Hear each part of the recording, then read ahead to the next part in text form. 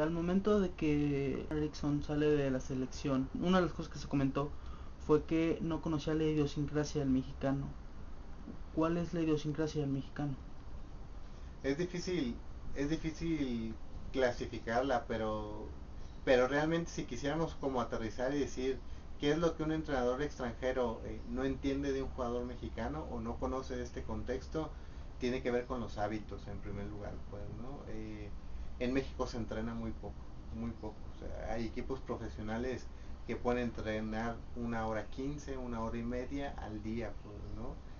En realidad en otros países se entrena mucho más, o sea, mucho, mucho más, pues, ¿no? A doble sesión incluso, pues, ¿no? En México no, en México se entrena muy poco, a veces llega el profe, a veces no llega el entrenador incluso al entrenamiento, se trabaja físico, se trabaja recreativo, pues en plena semana previo a preparar un partido. Entonces, esta cultura del jugador, cuando de repente le dices, oye, hay doble sesión de entrenamiento, o hay trabajo en cancha y hay trabajo en aula, pues, ¿no?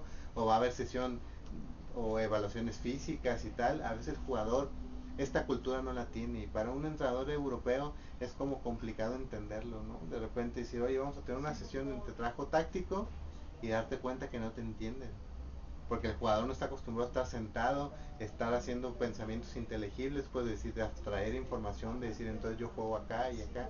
No, el jugador está acostumbrado a que le digan, pues entra, ¿no? Y estando ahí, tú te vas allá, porque es tu zona cómoda de la cancha, pues, ¿no?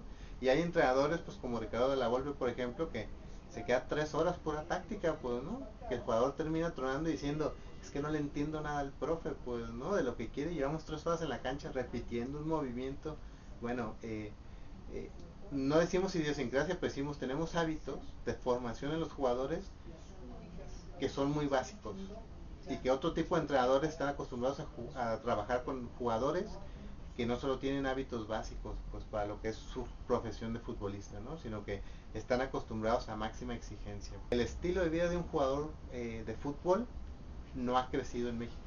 O sea, lo que tú haces con tu tiempo libre no ha crecido. O sea, siempre ha sido lo mismo, ¿no? Y esta parte no la hemos mejorado, pues, ¿no? En el deporte de alto rendimiento esto se conoce como preparación invisible.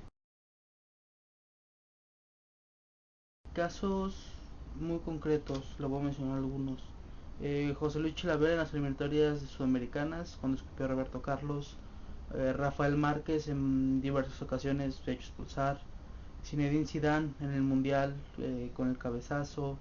Neri Castillo cuando explotó contra la prensa. Claro. Esto se debe al estrés o a la falta de trabajo. Hay una combinación a lo mejor de ambas, ¿no? Realmente los niveles de estrés que puede llegar a tener un jugador profesional dentro de situaciones como las que has comentado pueden ser muy altos, pues, ¿no? Si a esto le sumas que el jugador no pueda tener recursos personales para afrontar el estrés, pues bueno, es una muy mala combinación. Que el estrés aumente y que tú no sepas controlarlo, pues es lo peor que puede pasar, ¿no? Y realmente es una situación muy real y que sí sucede, pues, ¿no? O sea, el deporte profesional tiene mucha exigencia, ¿no? Y quien entra a jugar deporte profesional tiene que saber que hay un precio que hay que pagar, ¿no? Generalmente el precio que hay que pagar es una vida estresada, ¿no? Y esto el jugador profesional se debe acostumbrar a eso. Hay gente cuya constitución natural no está hecha para el estrés y que por lo tanto siempre va a pelearse contra el estrés, siempre va a estar sufriendo del estrés, pues, ¿no? Y que eso le va a debilitar y lo va a terminar tronando. O sea, muchas de las lesiones deportivas o jugadores que son muy buenos pero que se lesionan una y otra y otra y otra vez tienen que ver con el estrés, pues, ¿no? Que en realidad no lo pueden controlar, su propia constitución fisiológica no está hecha para afrontar altos niveles de estrés y todo el tiempo están a la adversidad contra el estrés, pues, ¿no? Luego hay otros jugadores que tienen una constitución fisiológica que es más adaptable al estrés y que por lo tanto no los desgasta tanto, pues, ¿no? Y luego sí que también hay situaciones en un partido de fútbol o en un partido de extra fútbol que generan estos altos niveles y donde cualquier persona puede, ¿no? Puede permitirse como no intentar ni siquiera controlarlo, ¿no? Y claro, cuando uno tiene altos niveles de estrés, sus reacciones nunca van a ser las más adecuadas, pues, ¿no? Siempre van a tener que ver con defenderse, pues, ¿no? ¿Qué hizo Nery Castillo ante la prensa? Pues un ejercicio propio de autodefensa. O sea, realmente no se peleó con la prensa, él se estaba defendiendo a sí mismo, pues, si está en una situación que no controlaba, donde él mismo se está defendiendo porque bueno, pues tiene una mala racha, no tiene un buen equipo, no tiene un buen contrato, pues no ha estado jugando y tal, y bueno, pues utilizó la prensa como un medio catalizador de sus propias emociones, pues, ¿no? Luego hay otros jugadores que evitan los compromisos fuertes, pues, ¿no? Paradójicamente un jugador como Rafa Márquez, que ha estado en equipos europeos muy exitosos y tal, sabemos que en los partidos importantes casualmente nunca aparece, pues, ¿no? Hay jugadores que evitan el éxito y así se llama como este fenómeno, pues, ¿no?